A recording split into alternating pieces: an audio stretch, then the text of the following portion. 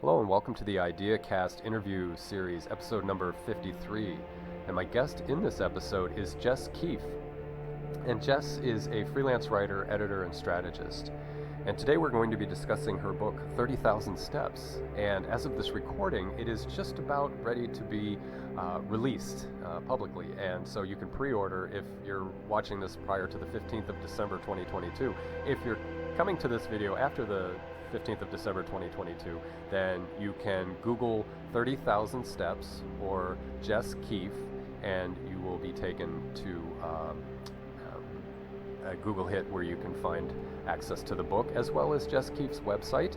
I encourage you to check out her webpage and look at the services that Jess provides.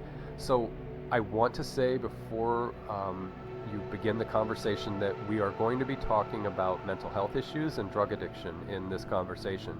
I will have resources below in the description field for those of you who would like support or are looking for support. I'll try to make some of that available to you in the description field. I know it is a sensitive subject. I have a history of very mild mental health and drug use issues. I was never an addict, but I sort of definitely took a dive in the pool, and I know what's going on there. So I just wanted to let people know that there's going to be some matters that we discuss in the conversation that are very sensitive. So with that being said, I really hope you enjoy this conversation. I had a wonderful time not only speaking with Jess today, but reading the book as well. It is a very engaging and powerful book. It's very well written, and it's a very human experience, if that makes sense. So thank you, welcome, please enjoy the conversation, and I hope you take something away from it that helps you in your life. And I'd like to welcome Jess Keefe to the IdeaCast interview series. I read the book about a month ago, and I just really got drawn into the writing, and I got drawn into the book. So to those of you joining as audience members, welcome. We appreciate your company, and I would like to introduce Jess Keefe. Welcome, Jess. I'm really happy to have you here and to be able to have a really important conversation with you today. I think Thank you so much. I'm happy to be here too. It's great. Good. Now, to the audience, I will say that 30,000 Steps, which is a newly released book, and again, congratulations to you, Jess, in this. Thank you. Yeah, no, I want to say to the audience in all sincerity that this book is very well written. It deals with matters that can be challenging, but we live in an era that is chock full of matters that are challenging, and there are matters that will come up in this book that are very salient to people right now, and they're very relevant to a lot of people in the United States, and I believe in Europe, so, and even Asia. So it's nothing that's coming out of any fringe or any sort of remote corner of the universe that none of us are familiar with. I think we're all going to be able to resonate with it. Again, the book is 30,000 Steps, and so Jess, I think to start out, why don't you give us a thumbnail of the sort of main narrative of the book, what was going on in the book, and then we'll riff back and forth on what you've written about. Sure. That sounds great. And thank you so much for the kind words about the book. It's definitely heavy subject matter, as we've said. Yeah. So, kind of just so appropriate trigger warnings to the audience. This is kind of intense stuff about drug use, mental illness and things like that. But as we were saying before the recording began, we're both of an Irish background and are familiar with sort of, looking to understand these things through our cultural experiences and not make light of, but try to find, the heart in this stuff in a way that isn't so painful. So the book the book focuses on a pretty specific, it's a memoir, but it's not kind of like my life story. It's a very specific period of time around. So the main action of the book takes place in the year that follows my little brother's overdose death. He overdosed when we were living together in Boston. We were very close at the time. He had a lot of struggles both with drug use and with his mental health, as is very common with people who become addicted to drugs. There's usually something else going on. And that was definitely the case with him. And, you know, we were living together and we, you know, were feeling like things were on the up and up. And then just, you know, people who have had this experience are familiar with it, you know, just one time can do it. So that was unfortunately what happened with him. And after that, I think I was just sort of like, I think the biggest thing for me in that experience, and that I try to translate in the book, was really how physical the grief felt to me. I felt ill. I had a hard time moving. I had a hard time thinking coherent thoughts. All of that stuff really took me by surprise. So a lot of the meat of the book is taking place in that year-long period after he died, where I was kind of desperate for relief. So I started getting into distance running as a method of kind of coping with, you know, my, you know, jello brain, and trying to figure out what, you know, how to keep my feet rooted on the ground. And also, you know, getting, you know, starting to look into the things that I think maybe before he died, I was sort of like too overwhelmed or scared to even really think about, you know, like really even admitting that he was using serious drugs and had a serious problem with something that was really hard for me when he was alive and that I regret deeply. So after his death, you know, starting to get into like, what does it mean to get addicted to an opioid or anything else? What is treatment? What should it look like compared to what my brother experienced and what our family experienced trying to find him help?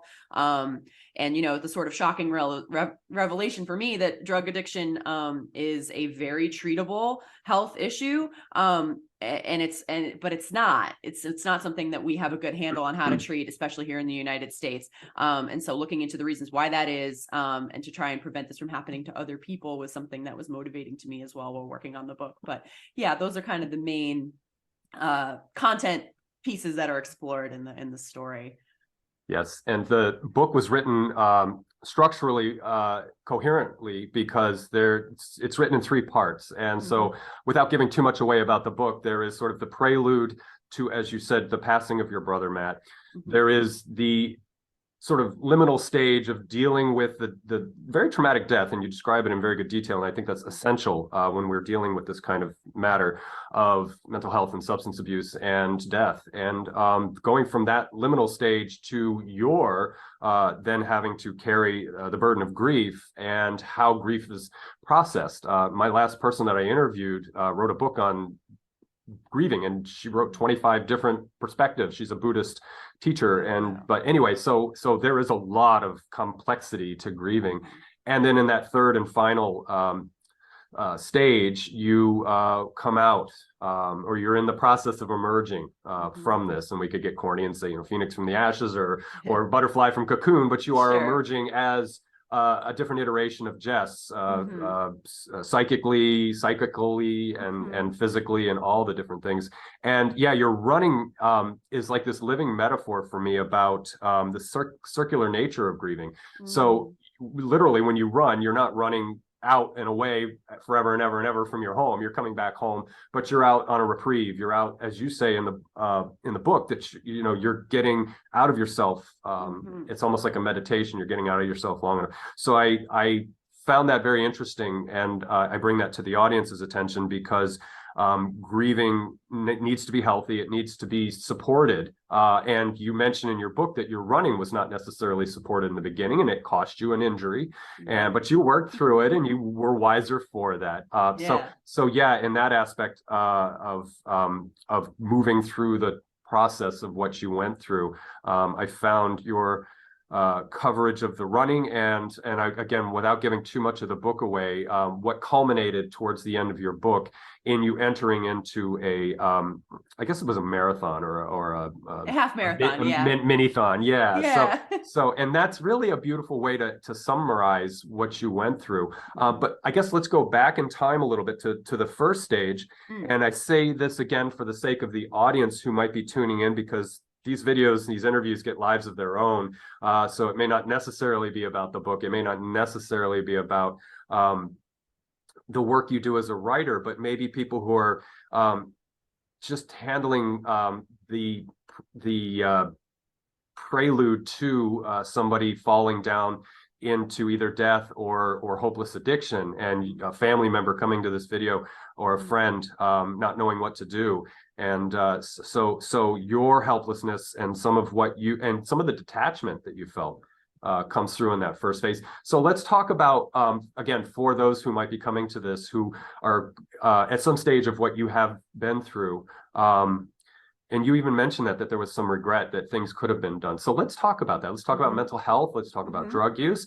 And let's talk about how your brother came up in life, LGBTQ, and and as a male, I empathized with him because I know what it's like. I'm straight, I'm a hetero, but how vicious children are when it comes to that kind of stuff. So let's maybe set that stage a little bit that way. Sorry if I'm rambling, but I want to No, this is perfect. Yeah, we'll start at the beginning. Yeah. Okay. Yeah. I mean, it's, I feel like that first part of the book was always really challenging to write because it is sort of admitting to yourself your own blind spots and the stuff that you missed and the stuff that you wish you had a better understanding of, but you couldn't. And yeah, my brother and I have, we always had a lot in common. We struggled in similar ways, and that's part of what made the story interesting to me, in general, because it was always, I struggle with addiction, not addiction, anxiety, depression. I've had, mental health struggles my whole life as well. And I was kind of like, why is he addicted to drugs and I'm not, I think a lot of family members feel that in one way or the other. They look at a sibling or even a loved one that's very close. You kind of try to like hold the note paper next to each other and compare and contrast your experiences and be like, why am I all right and they're not, and one of the most interesting things to, we can get into this more as we get into the second part of the book, but, when you do get in, sort of learn about how rooted in genetics it is, but then also how life experiences are sort of the things that flick things on or flick things off. I think that was really fascinating to me. So, one of the biggest ways that my brother and I differed growing up is that he was a gay man and was trying to figure out how to live as a gay person in the world in a way that I never really had to struggle with. I consider myself somewhere on the queer spectrum, but I was never like I am 100% gay and this is my truth and I must live this way or else I'm lying, Right. So I think for me, it was always easier to just sort of be normal, in the ways that people expect you to be normal and sort of just like blend in that way and think about that. And I think for him, and wasn't, he was like this too. Like he was just like, always had sort of like a contrarian, streak. He always wanted to like march to the beat of his own drum. He would not like go with the flow, period. And it was one of my favorite things about him. But I think sometimes that can make you susceptible to feeling pain in a way that other people don't. Okay. So that was something that was hard. And I think that when we were living together and when we were trying to, find him the resources that he needed and stuff, I think a lot of the times, everybody, myself included, would get more preoccupied with his mental health than with the evident and worsening drug use, because it was almost like it was easier to talk about the mental health. It was easier to talk about, okay, are we going to go to a psychiatric ward? Are we going to do something serious? These are the sort of tools that we really had. And I think that it was easier to sort of just gloss over the other stuff where that ultimately was the thing that was fatal for him. And, I think that having more of an awareness of this is also a treatable health problem. There are medications he could take. There are things that could work for him. That was kind of just not even really broached with my family at any point. So yeah. Yeah, and again, we joked a couple times about our having Irish backgrounds, but you really do come from that stereotypical Boston Irish quasi-Catholic, somewhat falling away kind of Catholic, but nonetheless, your parents' generation that didn't cut it. It didn't fly for the son to come home and go, hey, guess what? I'm gay, and if you don't like it, I don't give a shit and whatever. But yeah, so there's that. There's and as I mentioned, and I grew up as a boy, children are vicious on the playground, and there's so much homophobia until maybe high school, and then it depends on the high school you're in. My high school was really cool. You could be gay, it didn't matter. But there are other high schools where you'll get the tar beat out of you if you happen to be effeminate or gay or whatever. So that in its own right can be traumatic. And I can empathize for that. Yeah, and it's kind of wild. I mean, my husband is a high school teacher, and I think and seeing the way, this is one of the things that is really kind of amazing to me, is how far that has come since I was in high school. I mean, he has a lot of students who are out, and it's just like not even a thing. Like they don't even. That's so cool. Just kind of not a thing at all. And I feel like we were almost kind of some of the last generation to really experience that like deep, intense, like this is gay, that's gay, like that's not a thing anymore. Right. Horrific language, horrific insensitivity, just like then that was so normal, and that was just the norm, and that has really come a long way. So like that's encouraging to see, at least with the kids today. They seem to get it better.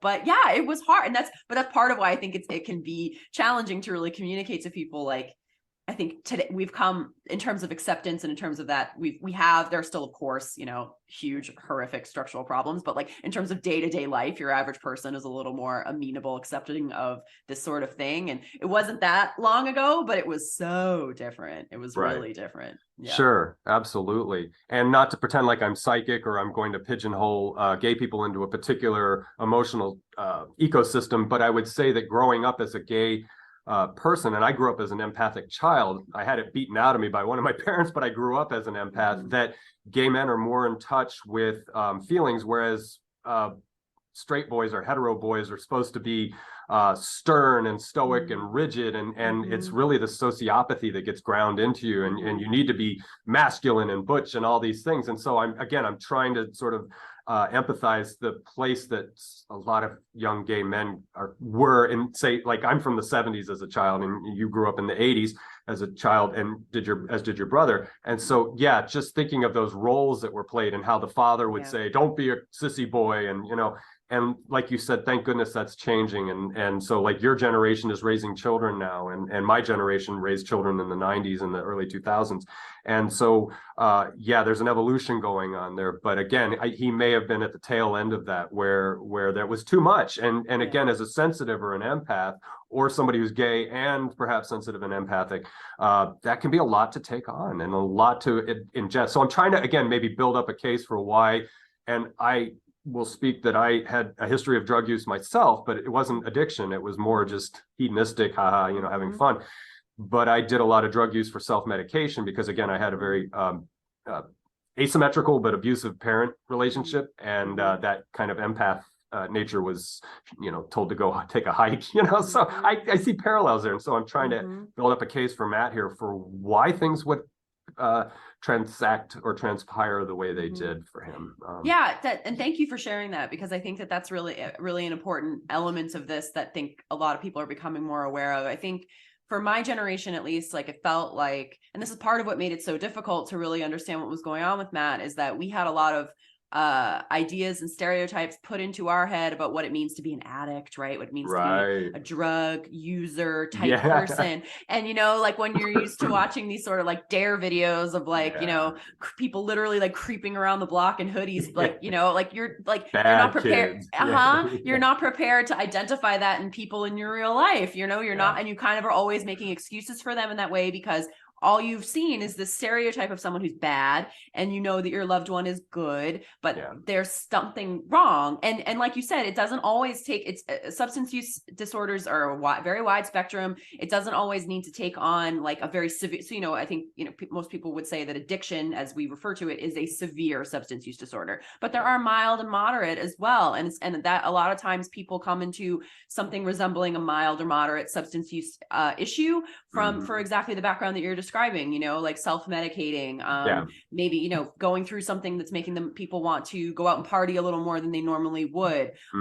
These are all perfectly legitimate circumstances. And, and that it's also, it's easier for us to reel that in and if we're able to identify it. And I think that being able to do that is hard, because a lot of the time people say, drug addiction is sort of something, if you're not homeless, right, or if you're not living on the street or having this sort of look or feel to you, then that can't be you, right? And of course, often, right, like if you're not a Black or brown person, which is typically who we associate with being a drug addict only in a cultural sense, then, of course, it can't be happening to all these, nice white kids in the suburbs. But as we've seen in the past 20 years, very much that is not true, and very much that is who it's happening to. And of course, that's really colored the narrative and the direction it's gone. I think it's very important important that we get to this place where we're viewing addiction as a health issue, and it is. But you can't really ignore that the opioid epidemic being so predominantly rural and white is something that really helped usher in this new sensitivity and this new interest in viewing it that way. So, that is, something that we can at least use to bring everybody along with us now that we have this better understanding, and bring all groups of people along with us and say, it's the same thing for everybody, really. Yes, absolutely. It's the one democratization that happened by default. It took a little while, but it happened by default. Yeah. And that's one thing I love about your book, is that you did the research, you were curious, and you investigated what drug policy has looked like, what propaganda has looked like. I was even having confessed to having a history of doing drugs. And again, I tried to be rational and sensible about it, if that makes sense, but never really falling into abusive patterns with it. And they called it chipping in the 70s, where you would just do a little bit and then you would abstain, and then you would do a little more, and maybe you'll drink, so drinking is drugs. But anyway, I was also an advocate for legalization of cannabis and things like that. And I haven't done any of that in years. I'm sober as a judge for a long time, but but I could say retrospectively that I paired what I would call somewhat sensible use of those things with advocacy to say that, not everybody can handle a lot of these drugs. Cannabis is usually pretty safe and low risk, as it's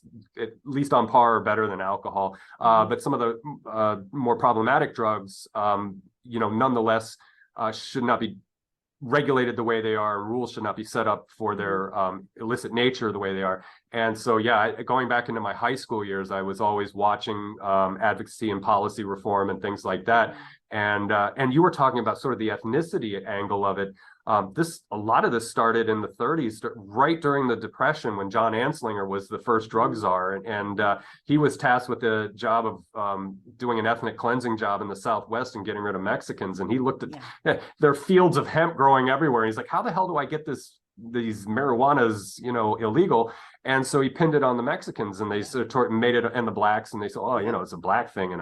And they would say things like, it causes white women to sleep with Negroes and things like that, all this insanity, Reefer Madness, you can do the history dig, but and then Rick Nixon just, of course, took it to the next level. But he was, to his credit, he was sort of a cultural equity man. I mean, he went after white hippies, because you were saying right, like white kids were starting to get the hippies got involved. They were dropping acid and booting up skag and heroin from Vietnam and Turkey and things like that. So he was horrified that all these lily white middle class children were dancing with the devil, and a lot of them were. A lot of people lost their lives and lost their minds, in the 60s and 70s. And I came up as a child seeing a lot of that, which is what tempered me. In fact, I came up before DARE, and so we had, in my Catholic school that I was going to in the 5th grade, they had these 2 old hippie guys. Well, they weren't old; they were in their 20s at that time. But they came in and they sat down in front of the class, the whole like 300 of us from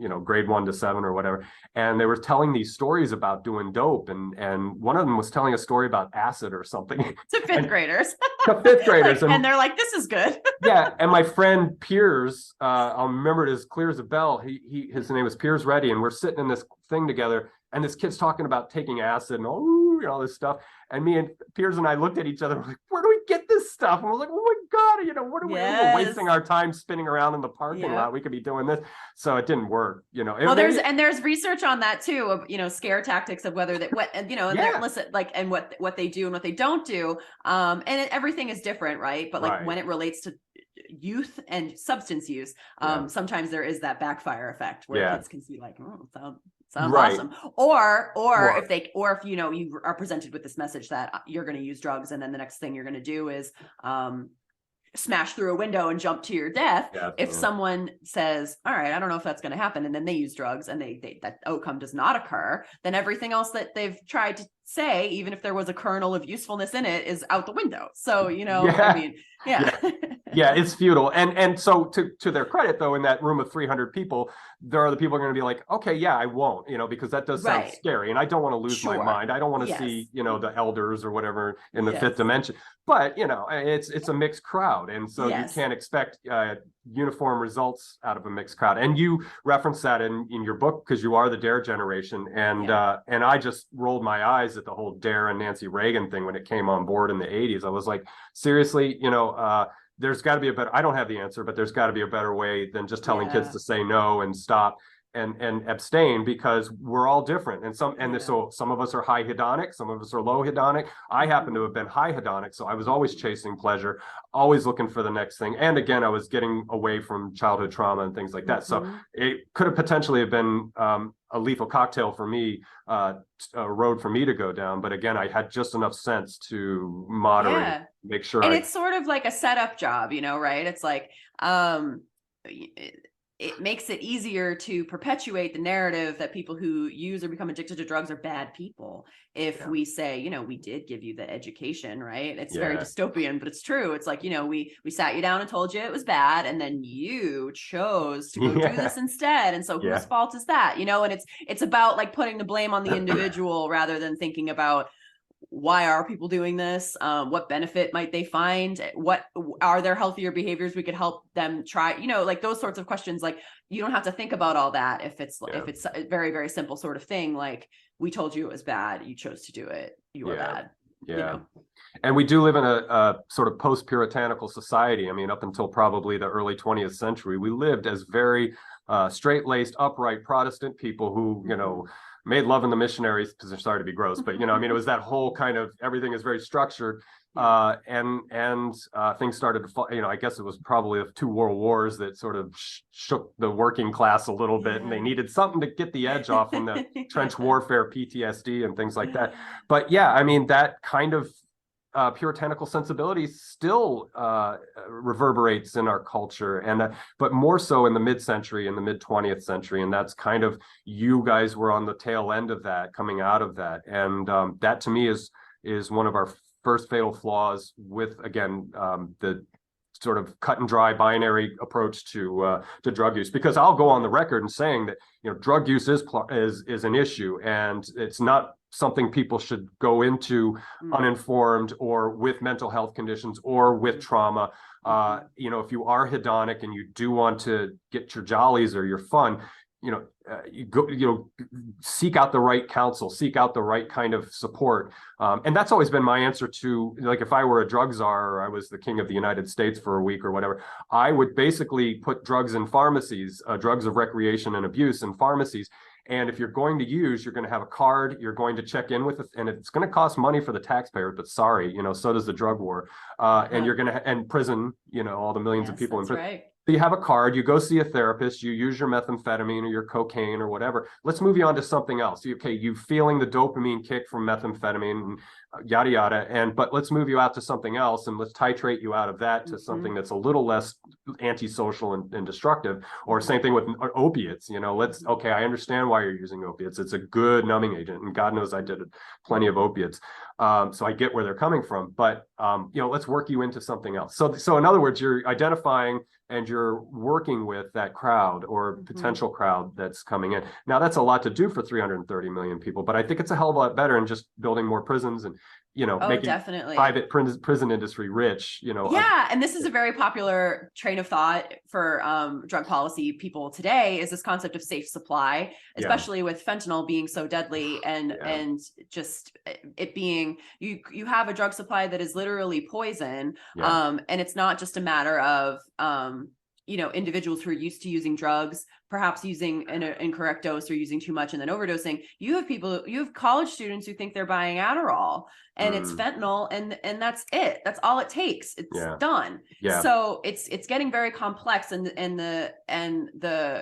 something else, one of my idols who I reference a lot in the book, Maya Zilovich, she's an amazing neuroscience researcher and writes a lot about addiction and is a visionary. And she describes a lot in one of her books about how much brain power an individual experiencing addiction has to dedicate to getting drugs, how much of their day has to revolve around making sure that you can get it and then using it. And then mostly it's getting it. So it's that sort of interesting question of what would happen if people didn't have to worry about getting it. Yeah. And we said, you know, we can give you a safe dose that you can have now. It might amaze you how quickly people have time to think like, oh, now I have other time to think about my life. Like, am I happy? What do I want to do? Like, what am I doing? You know, like, do I like this? Do I not? You know, whatever the answer may be, it's just interesting if you can take away that sort of like the sort of cops and robbers illicit nature of it that we've created around this whole thing, and just kind of say to people, like, you have a chemical need for something. We're going to make sure that you can have it safely. And then we're going to think about what's next. You'd be surprised. Like people, you know, I think that, and again, they come back to the narrative of who's using drugs and why.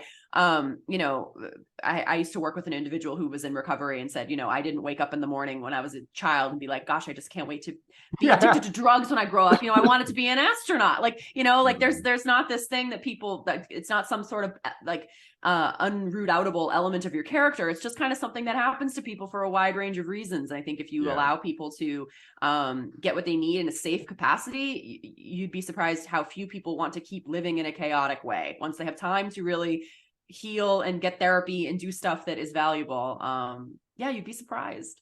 Absolutely. And I think if you paired that with the government having an honest relationship, so the propaganda and the National Office of Drug Control Policy goes from being some stupid, you know, Nixonian propaganda mill to some, you know, evidence-based, grounded, clear communication that's objective and honest, and just, again, pragmatic, and saying, look, you know, there's people out there that are going to do drugs, but we can modulate that, and we can make that something that's going to be far less of an issue than if we're just like head in the sand, don't do drugs, don't do drugs. And I think we're getting closer. Like there are some incredible, smart, compassionate, interested scientists, very smart people that work for the National Institutes of Health, you know, and they're very aware of and interested in the scientific nature of addiction. And you have, that is one house within the federal government. And then the other house is the Drug Enforcement Administration and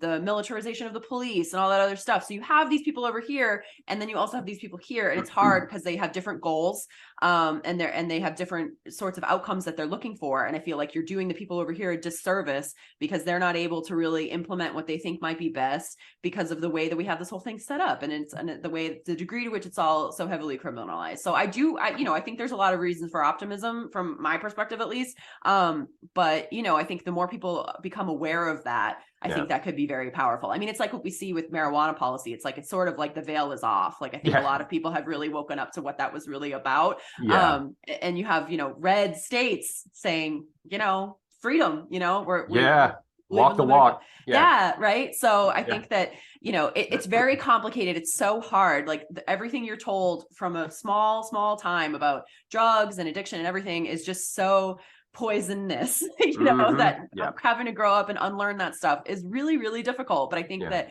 you know, I've seen in advocacy work and in my writing that a lot of people are really open to this sort of thinking. And I think that it's the one nice thing about it is it feels like it's almost equally vilified by all parts of the political spectrum. So you don't really run into people like, it's not like a partisan issue per se, right? Like it's like, so I think people are receptive to it in that regard as well. Cause you don't really need to get into like, well, who did you vote for? Or what do you think? You know, it's just a very sort of like common sense thing. And I think that people become really aware of how much brainwashing we kind of do receive, unfortunately, about this issue as we get older and as we think about it more.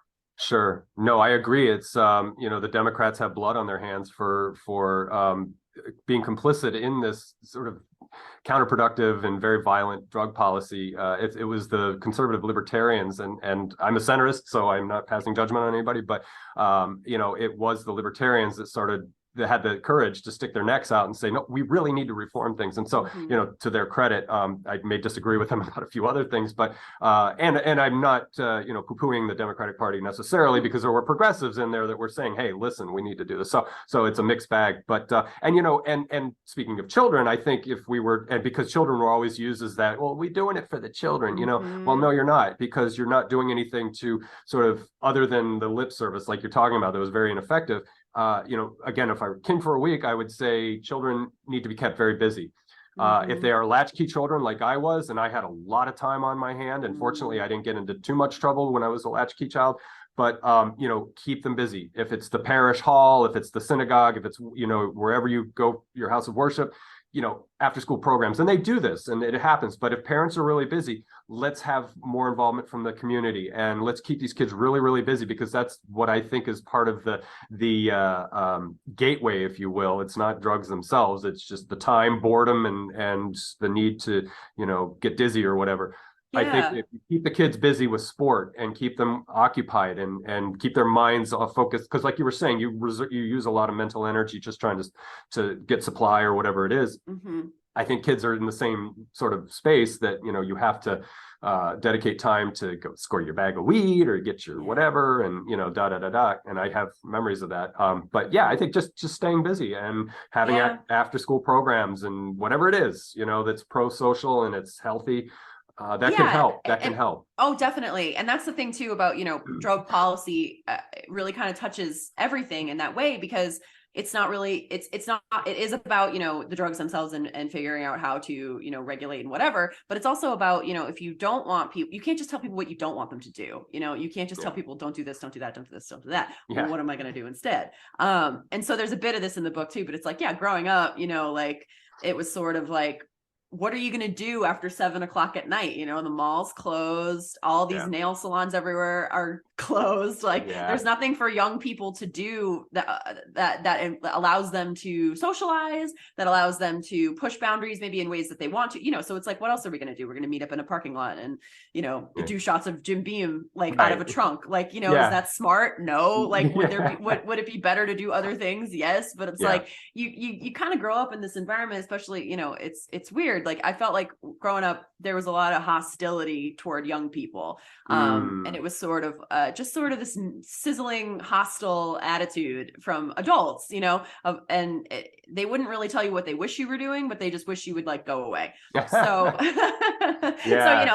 when you're in school, right, and you have actual activities, that's great. But it's like, what about the rest of the time? Is there anywhere that we can go? No. I feel like it's for me, a lot of this stuff, discovering a lot of this stuff and attitudes towards this was about, coercion and control. And I think that is a really strong element when it comes to young people in general. And we see that today in many other ways, how we want to coerce young people to be like this, how we want to coerce young people to be like that, how we're very, very afraid when young people tell us they might be like this or they might be like that. I think that's very true with drugs as well. And I think that when you tell people that when you have the binary moral construct of drug use good or bad, it's a lot easier to kind of throw people away. Yeah. So once someone's showing you that they're bad by doing this, then it's not really your problem anymore. You're sort of excused. You're not responsible for thinking about a better use of a young person's time or whatever. They're engaging in this, harmful thing that they know is bad. So you're off the hook, right? Yeah. So it's hard. I mean, and young kids, I think today the challenges are very different for young people today, especially, post-pandemic and so much time alone and so much time online and stuff like that. Luckily, I mean, we had internet when I was young, and in the limited way it was, I'm grateful to this day that it was just dial up and, God, So, it's different now, but like you say, looking into, programs that help families, and help young people and make sure that people have, if you're concerned about drug use, you should be concerned about young people having enough food to eat, young people having ways to get to and from school that are safe, activities to do. Those are drug policy issues. So for people that say, they're hard on drugs or whatever, if you don't have that other side, that doesn't really mean anything. Yeah. Yeah. And again, that goes back to that puritanical attitude that you're evil, you're bad, and you do bad things, and you're going to, I'm going to be God vicariously and punish you, and I'll make hell for you, all that kind of stuff. And that just, that's a tired, worn out old gag, and it doesn't work. It doesn't. And like you said, your generation is a lot more hip and wise to that kind of BS, and our generation was I'm a Gen Xer, so we were very cynical. We came up during the Reagan years, and it was neoliberalism, and we were just corporate nonsense and blah blah, but we didn't really cover broader social issues that I mean we did, but it was more that we were just sort of jaded by all the consumerism and, you know, Coke fueled mania of the 80s. Yeah. And we just kind of looked at it and we're like, you know, but your generation is more, I think, socially aware. I think millennials have taken a real strong, and I can criticize millennials too, but I'm lauding a lot of good observations on what you guys have done to break molds and to break boundaries and break the binary system and put it more spectral. You know, everything is a little more spectral and multilinear, and that gives me hope and encouragement. Yeah. And I'm hoping the Z's that are now coming on board, you know, will also carry that a little bit and experiment with that and play with that and put things into frame differently than, again, the very tight, rigid kind of thing that, and you know, and the boomers, to their credit, they shattered a lot of things too. They took on sex issues, gender issues, they took on race and things like that. So every generation has been contributing, you know, for the last 60 years or so. But like I said, go team, go, you know, just keep, you know, and it's not necessarily about progressiveness or being, you know, wild rebellion. It's more just what works and what's pragmatic, and let's experiment. Let's get some bruises. Let's find out what doesn't work. You know, and be open, because I think things accelerate in our culture with the technological state that we find ourselves in, i.e. social media and things, instant information, things like that. You guys have to move a lot more in real time. And it's like you said, as a young person, you came up with the internet. So that's a whole new dynamic. You know, we had calculators back in the day. That was the big stuff. You had a little pocket calculator. You were living big with technology. So now I do want to move on to what you went through as a grieving sibling, and I want to talk about your process there. But before we move from that, I want to check in one time with you about if there are people watching who are going through what you went through. What can you say to them empathetically? What can you direction can you point them in? And then we'll move into how you came out in parts 2 and 3 of the book. So let's talk about Matt's passing, the mental health, and we've touched on this, but let's talk about somebody on the other end of this, the parent, the sibling, the partner who has to go through pre-grieving and sort of the daily roulette wheel of, are they okay, or are they gonna? So let's talk about it a little bit, and then we'll move into how you found yourself afterward and where you came out by the end of the book. I mean, there's really nothing there's nothing that can take away that. It's like that is exactly how it feels, that roulette feeling of every day, like, are they all right? Are they okay? Are they not okay? That is one of the most grueling experiences of my life. And so to anyone that's going through that right now, just know that you are going through the hardest thing possible for a human being in many ways. And carrying that around with you takes an enormous toll. And I think that especially for people who are going through it as it relates to a loved one who's experiencing drug use, there's a temptation to downplay or sort of dismiss what you're feeling. And, you know, just, you know, as much as you can, don't do that, because it's serious. And you deserve support during times like this, even if it's hard to ask for. Think about if there's just there's one person around you that you feel like you could spill your guts to. If there's just one person who you feel like might get it, tap that person, tap every person you can. Don't feel like you have to shrink away because this is happening to you and it's shameful. It's not shameful. There's nothing wrong with you or your family. And your loved one is your loved one, and they're a good person who wants very much to get better. There are tools, and they are very infuriatingly hard to access. The best thing you can do, I mean, what I would say, you know, I wish I had learned more about the nature of addiction before it was too late for my brother. So I would just encourage anyone who is going through this now or has a loved one close to them that's having this experience, try to sponge up as much information about this situation as you can. I think that in my experience, that's what makes people easier. It's easier for people to understand. It's easier for people to advocate for their loved one if they're empowered with the information about how this is a serious but treatable medical illness and not like a character defect or something that's wrong with you or something that your parents screwed up and raised them wrong. Like, that's not true. There's so much more to it. So I think that, you know, sponging up as much information as you can about the illness and doing as much as you can to care for yourself first. You know, people in, you know, recover, you know, family groups to often invoke the metaphor of putting on your own oxygen mask before you try to put on someone else's.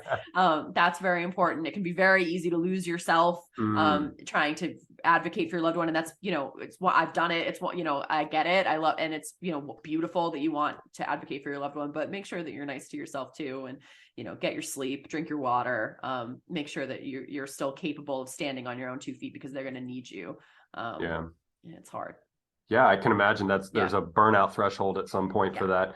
Yeah, and you don't want to be post burnout, and that's when maybe the rubber's really hitting the road, and you really have to then take it up to another level. That's great advice. Great advice. And I will have some information down, and maybe you have links. We can get hotline numbers or numbers to call for crisis and for drug use, as well as suicide prevention. Anything we can do, I'll work with Jess to have some information down below, because again, I'm just intuiting that people might come to these kind of conversations because their world's kind of swirling around them because of a loved one or themselves, and I'll emphasize what you said. There's no shame in addiction. There's no shame in finding yourself in a place like that, because those of us who have used drugs go there for a reason. It's sometimes, again, I was more of the hedonic type, but I was also I'm also ADD. So that explains a lot too. Like I loved alcohol because it would calm me down for the first time in forever. And pot was dissociative. So I would just sit and not be myself for a while, or, just be stoned and happy.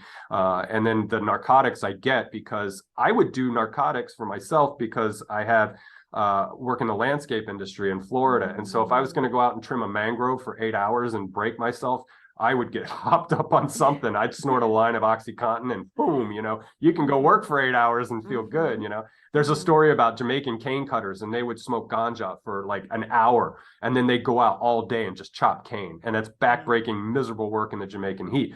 But I get it, and it's not good. I'm not saying it's right, but I get why they do it. And that was sort of my excuse for doing the harder stuff, is I would do a little bit of opiates or even speed and just go, and I'd trim palm trees or whatever it was. But in my 30s, that's how I got through some of those really nasty tasks. And by the time I hit my 40s, I stopped doing all of that altogether, because I got more into being healthy than, And that's important to mention too, is like how often, like when someone has a severe substance use issue, it's very, very important that they get treatment and stuff. But there is a lot of like just sort of light problematic drug use that people grow out of. And that's something that's very real as well. And that's a phenomenon that's been documented by researchers and stuff like that. So there's that as well. It's like it's this big mystery. It's a really mysterious element of life.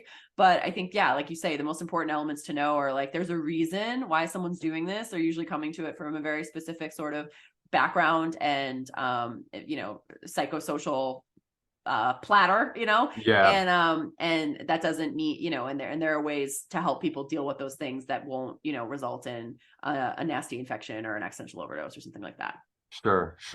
Well, and I'm optimistic, as you said, that things are changing, and policy from the top down is changing. Societal perception is changing. The stigma is not as bad, just like with the LGBTQ community. I mean, it's there's holdouts, of course, but there are people. It's, as you said, you can be gay in high school now and not get your ass handed to you. Like I went to 2 different high schools, and it was a dichotomy.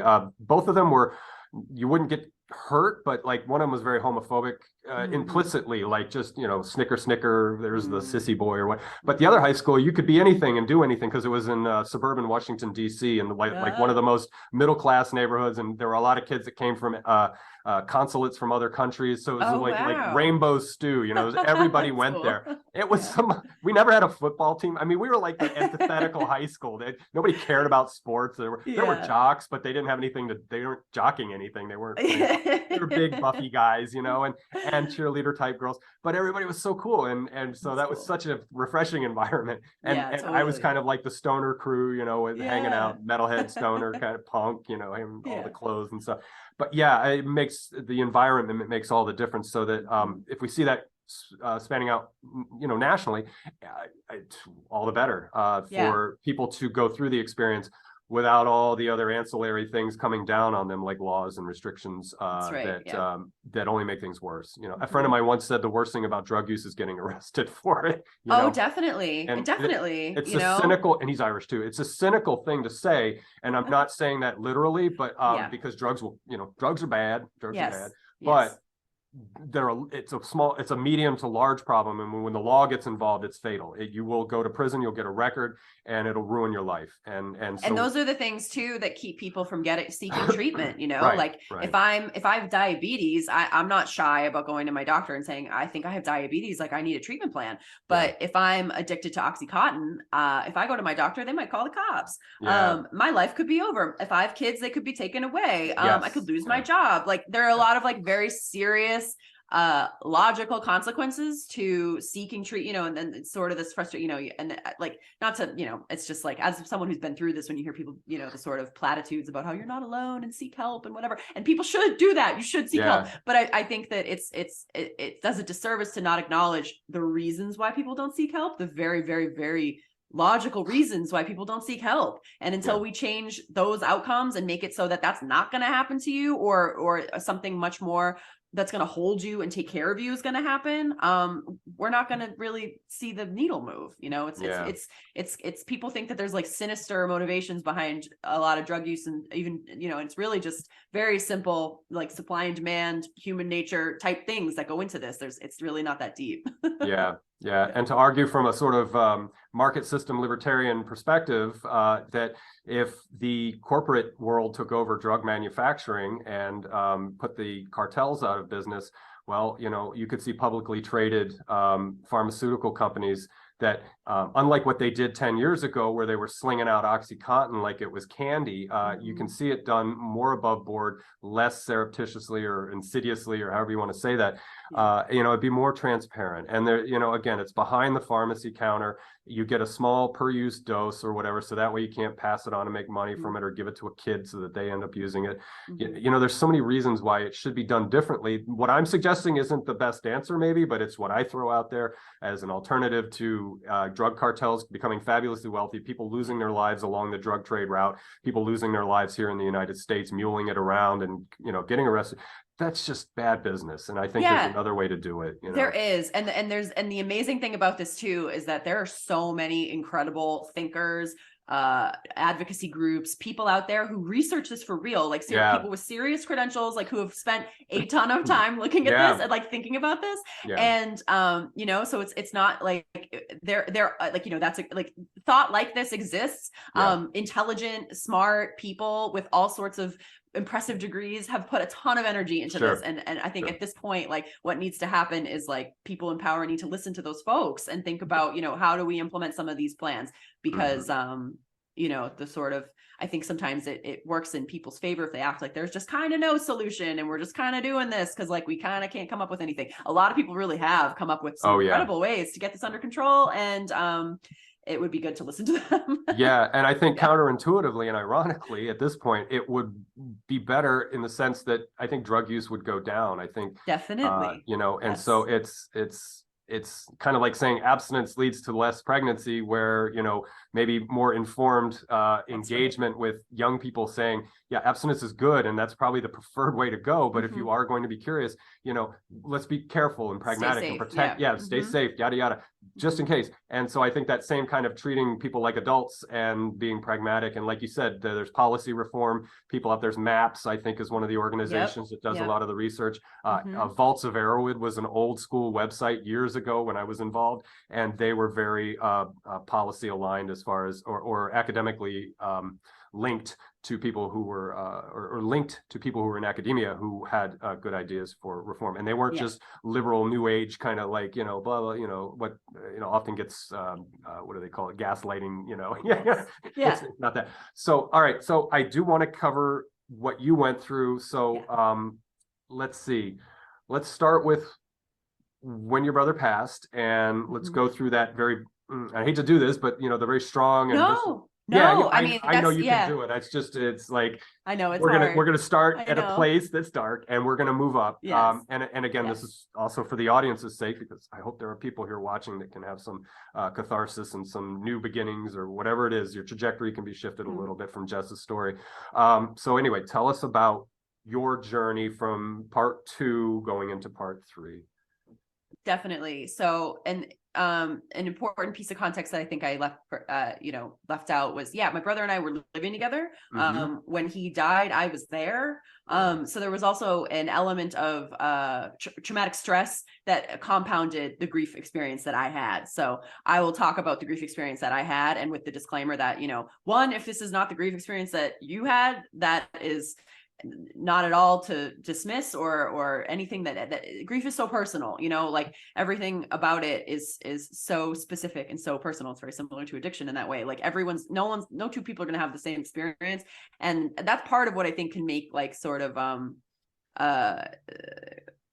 grief platitudes or things can feel hard, because it's like, especially in that early tender time of dealing with this loss, like I felt mentally insane. Like I couldn't have a coherent thought in my head. I could barely remember to eat or shower, like just the day to day, but it would also be sort of this like strange experience where you'd still manage to like, I don't know, go to the drive-through or have like kind of a really banal experience, like with someone out in the world. It just felt very, honestly, not to be flip, it felt like psychedelic. Like it was unbelievable to me that like I was existing. Oh, completely. Yeah. Like it was wild.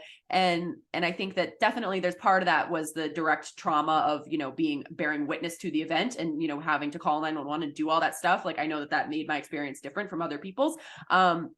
But I found that for me, at least, I really wasn't prepared for how physical it was going to be. I really didn't understand that I was going to feel like I had the flu. I didn't understand that I wasn't going to be able to eat certain foods. I didn't understand that my body was going to hurt, like physically hurting, like pain, like I had been, hit by a car kind of sometimes, like just the physical ringing pain coming out of me was a total shock. And it makes a lot of sense in retrospect. And I think that but it was made worse by me being alarmed. But like I thought that something else was going on, and you just kind of learn out, oh no, like this is what it's like for a human being to grieve. Okay.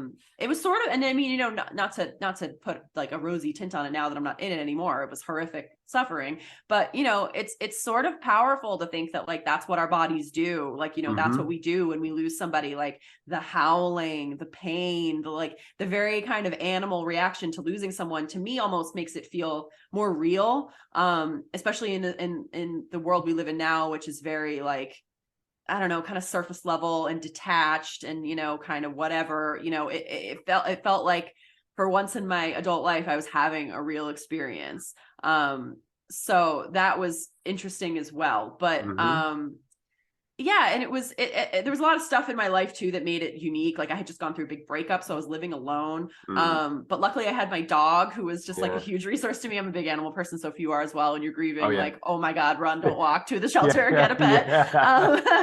Like you must have a pet. They will help you so much. But yeah, like I think it really was a process of and I felt very lucky too, because I was on my own, but I also had a huge and just magnificent network of supportive loved ones and friends who checked on me and made sure that I was all right. And who I could lean on, and who took me along to social events, even when I was like cuckoo, like that stuff like really helped as well. So, that's sort of the thing that started to bring me back from the brink. And I think that, grieving can be complex and it can be different in all these sorts of ways, but like it does tend to follow a flow. And that's sort of what happens in part 2. So it's like you start out with like feeling completely just ripped wide open and feeling like you're never going to be the same. And then you move to the end of it through the the stress streams and the pain and the regret and all those feelings that you have. And you get to the end and you kind of feel, or I did, I think I was always loath to say that I had arrived at like acceptance or any of that sort of stuff. But I found it empowering to think of that I had figured out how to regenerate around the loss. So it made it easier for me to get to what felt like a more final stage of it, when I told myself like, oh, it's not that like I'm still me and I've just like accepted that this has happened. I'm like a totally different person now. And I'm still, and I'm able to live a hopeful, loving, happy life, in addition to having gone through this, So that's kind of how I would view it. Yeah, and it's kind of like I was saying earlier, that's a new iteration of yourself, and it's a birthing process from it's, you know, it's not to be corny, but it is these things that the wisdom traditions talk about. Yes. In what we call life or human experience or whatever you want to, however you want to package that. But and so for you, one of your mechanisms for repair and regeneration was the running that we touched on earlier briefly. And in the beginning, it was running. I heard a therapist put it something. Oh, yeah. So when we are doing our personal work, we become intellectually convergently focused on the nitty-gritty, the micromanagement of life, where then we become really ethereal and transcendent. And sometimes when we become ethereal and transcendent, we think we sort of become these sort of gods or these sort of woke, wise sages kind of thing. And that trap, that misleading behavior, and I'm not saying this was you, but I'm just saying that something similar happened, I think, in your detachment through grief, that you lost focus of what the running was for, and you went so far. So this therapist that I was listening to was saying that she had a friend that became kind of transcendent. He was a runner, he was running, he became so godlike in his running mastery that he broke his leg, or he did something horrible to himself through repetitive stress injury. Similar happened to you in the book, something similar rather, but it wasn't because you were becoming this, you know, demigoddess or whatever. It was more that you were just, it was running for the sake of grieving and getting away, but then very detached physical experience. Then you caught yourself and you brought yourself back, you refocused, and then you realized there's a bigger, broader spectrum of what's going on in your passion for running that was in you at that time. So I just kind of said everything that was there. No, that's fascinating. I think that's exactly it. Like the running, like, and it's, you know, that's the thing about, you know, the old coping mechanism. Like, right. The endorphins. We all need a coping mechanism, and there's nothing wrong with needing a coping mechanism. But when it's, I mean, the word's right in there, when you're using something to cope, or it becomes a crutch, or it becomes something that you really need, or else you can't function, then you're not really, I think there's some parallel that I was trying to draw with my recklessness with the running, and with, you know, how people feel about drug use sometimes. Like, you know, it's like, it's this thing that you need to like pour yourself into to escape. It's something that provides you with relief. It's something that makes you feel better. And so you'll do it until maybe it hurts you. And I kind of got off lucky there with not having it be like a serious injury, but that was, I thought, like, you know, an interesting parallel to me of like, oh wow, like I did this thing that I thought was helping me, but I think it's actually kind of hurting me. And I think that there are ways, like, you know, it's like you say, like we live in a world with substances, like there are, like, you know, we all go to the pharmacy and pick up our pills for various reasons. Like there's nothing wrong, right or wrong, you know, drugs are neutral. And I think that a lot of this stuff are just neutral things that, like, you know, I can take up running and get, you know, finish my race and do great and improve my blood pressure and all that stuff, or I can break my leg or fall off a cliff or whatever, you know, like there's like stuff. The running itself is not something that, you know, and this is interesting too, you know, like running, you know, I think, you know, it's not something that is inherently morally good. It's just something a lot of people feel compelled to do, and they have their reasons for wanting to do it. And it can be really helpful, and also sometimes it can hurt. And I think that that's kind of just true of life in general. So that's part of what keeps me going with it. But no, that's an excellent point, because it is like any inert neutral substance or an abstraction like running. You know, it's a concept, and that, you know, you can have it. So I like to joke in my philosophical talk. It's like you can give somebody a hammer and they can build a house with it. You give somebody else a hammer and they'll beat somebody's face in with it. You know, it's all what you do with the tool. Exactly. The tool doesn't care. That's right. The tool will know. And one thing, thanks to your beautiful creative writing, one thing I took away from your running in the third part of the book was that in people who teach mindfulness practice, there is a kind of the typical mudra, lotus, yada yada, classic meditation, and then there's meditation where you're walking and you're taking a little bit more of the environment, but you're in a flow state or you're meditating. And so I was kind of jokingly thinking to myself, you were in a running meditation, you know, because you were describing certain things that I noticed, because I do meditate, and that happen in my meditation practice.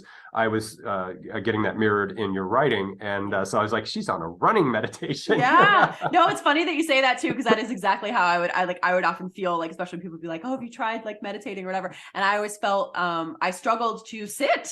And I know that that's part of the journey too, is like getting to a place where you can handle it. But I really resonated with the walking aspect, and like especially early in the pandemic, I did a lot of that. So I don't know. I'm sure I would like, my mind going a mile a minute, but it was a lot easier for me to access that state of mind while moving than it was while sitting. So maybe someday I'll get good at the sitting part, but I guess I've got plenty of time to work on that. You do. Yeah. And maybe it's for, older years, like when you're in your 50s or 60s. And for me, it's good because again, I am such a spaz. And so I have a little chair, a reclining chair I put myself in, and I'll put soundscapes on. In fact, I make my own soundscapes now because they're what I cool. like.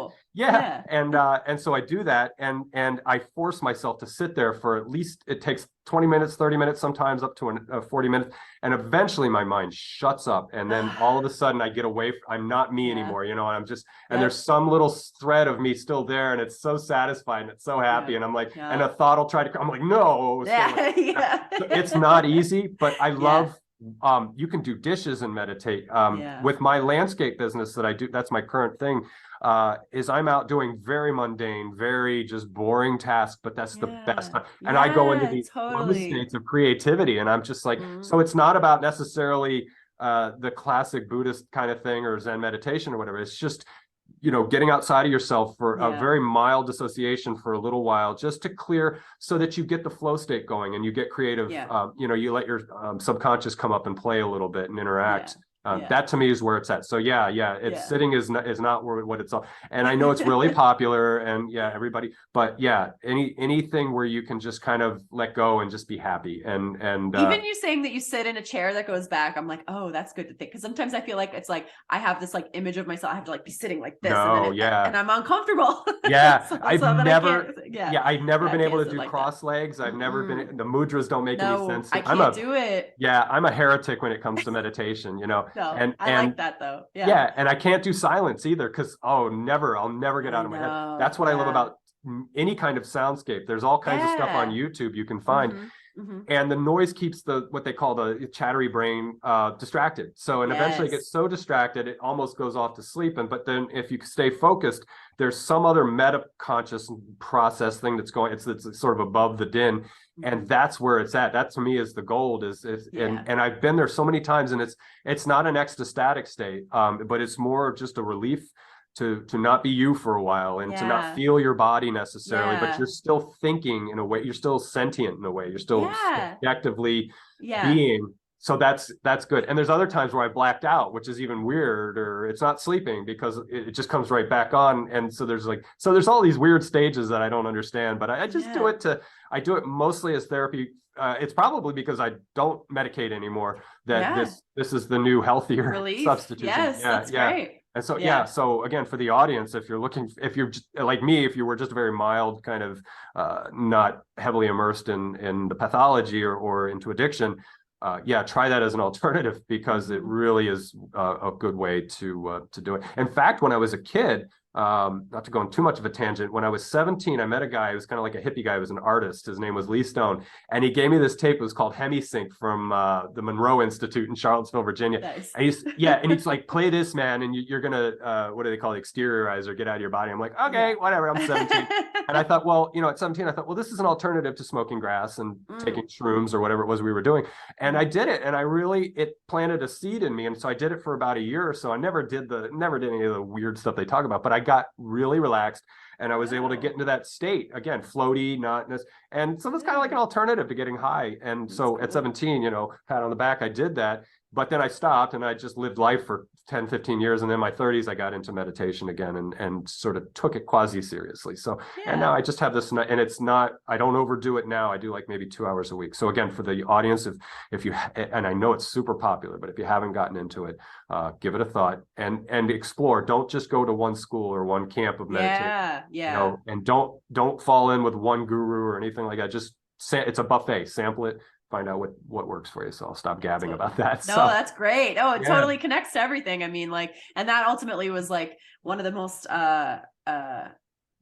not happiest, one of the most, one of the outcomes of grief that I was surprised by, but found a lot of relief in, was being able to access that feeling of being connected to, you know, something that's not me, not having to be me, not having to think about me all the time, you know, not having to think about Matt all the time. Like, he's connected to something new now, and I will be too, and we all will be, you know, like that's the nature of life. And not having to, you know, being able to zoom out on the like extreme egocentric perception of what happened to me and what happened to my brother and us and this and whatever, and sort of being able to sort of take a bird's eye view of like what this is in terms of like humanity was very useful to me. So, you know. Oh, good.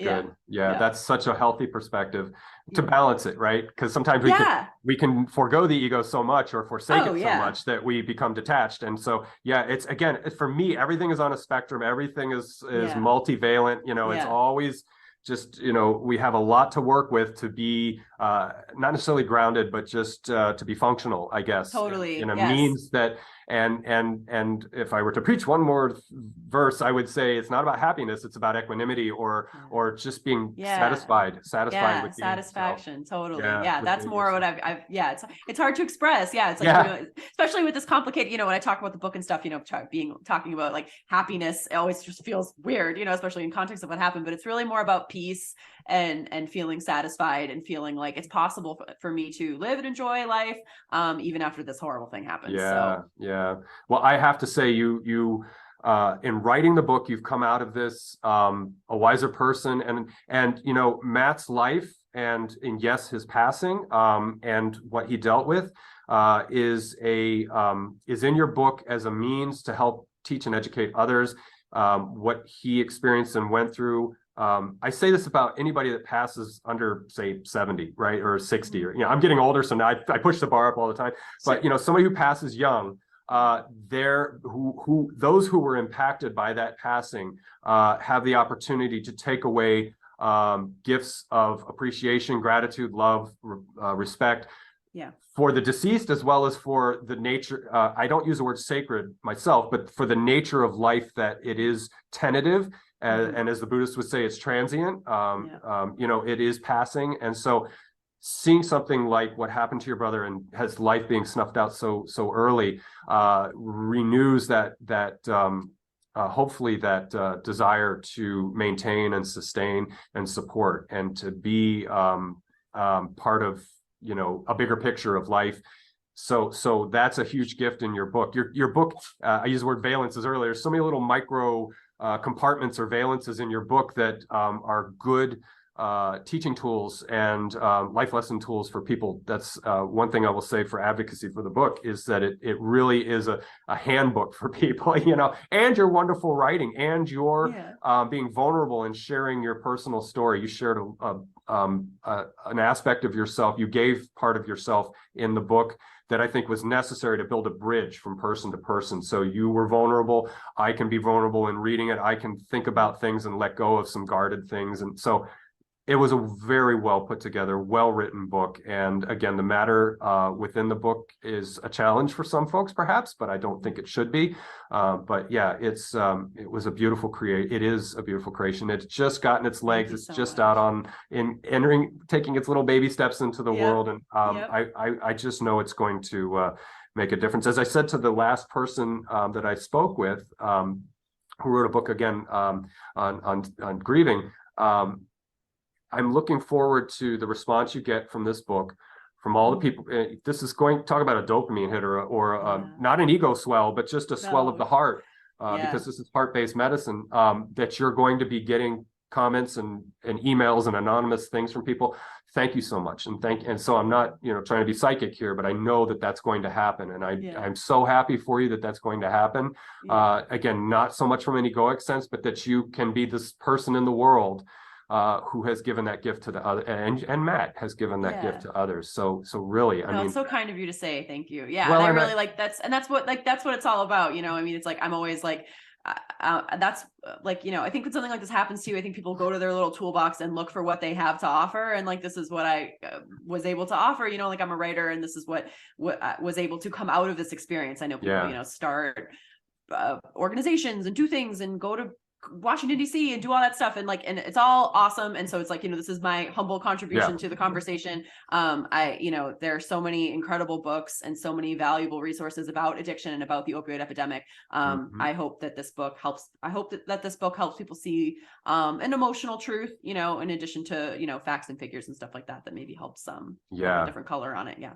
Absolutely. Well, here's to its success, and here's to its touching lives and changing trajectories in people's worlds.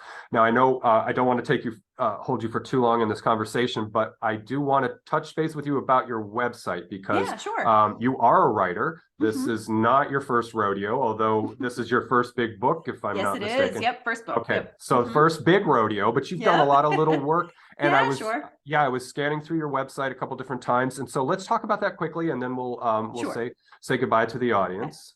Okay. So you do well. I'll let you talk about what you offer in the website.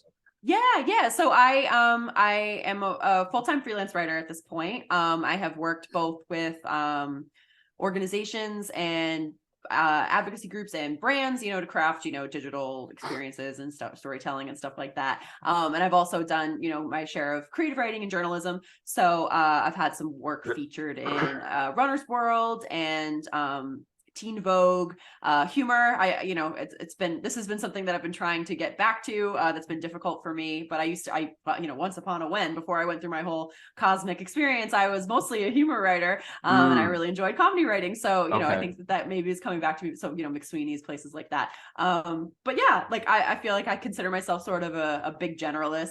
But lately, you know, with the book being the culmination of a lot of writing about drugs and addiction and policy and stuff, which I'm super proud of. But yeah, it's an interesting place to be with this book finally coming out and having that body of work behind me. And I feel like, you know, I'm excited to kind of think about what will be next and what I'll move toward next. This is always a topic that will be very important to me and that I'm sure I'll continue to write about. But yeah, looking forward to branching out. Yeah. Yeah, for sure. Yeah. So one last out of the blue kind of question: if you were to consider writing a new book, or maybe you are formulating gestating new things in your head, could you tease us with a little something? I mean, is there something you're interested in? Well, I'm surprised that I think I'll always be someone who enjoys a well-argumented op-ed and like a nonfiction sort of deal, but I've been getting into fiction. So I might take a stab at some fiction next. And we'll see how that goes. But good. Yeah.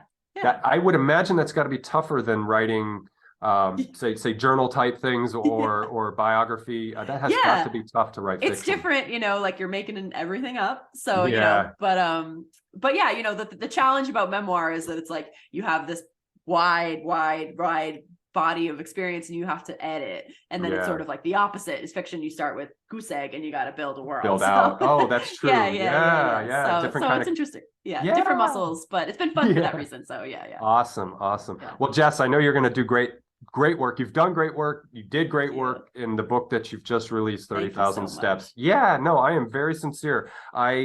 So I'm not a literary, you know, critic, or, you know, I don't have a lot of chops, but nonetheless, the way you wrote really just captivated me. And that doesn't happen very often. That's great. It makes me happy to hear that. Thank you. Yeah. And again, I had to put the qualifier in. And I also read a lot of very sterile, dry stuff too. You know, it's just mind numbing. So this maybe perhaps was a release for me to just I'm happy. Yes. Yeah. Live some, and I do still have that empath child in me that can just feel, you know, and I was feeling a lot in that book, and some of it was dark, and I'm glad for that, because I have darkness in me. And you know, if I say one last thing to anybody as didacts and advice, is that, go explore the darkness. Don't keep it down there. Explore it healthy, in a healthy way. Yes. You know? I heard somebody once say that psychotherapy and therapy itself is serious play.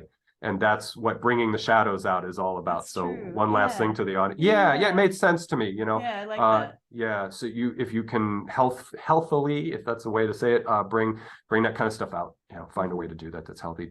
So Jess, thank you so much. This has been a beautiful conversation. When you do have another project, I want to bring you back and we can talk about. Thank you so much. Yeah, no, I loved your book and I love this conversation. To the YouTube audience, thank you so much for staying with us. Those of you who are still here. Excuse me. I appreciate that. I'm getting over a cold, so excuse me. Oh gosh, yeah. A little Thanksgiving gift from the family. Oof. All right. So thank you guys so much. Jess, I'll say goodbye to you after we're done with record. And you guys be safe. I'll have Jess's website down below too, so that you can look at it and check it out. So take care, everyone. Thank you so very much. Bye-bye. Bye.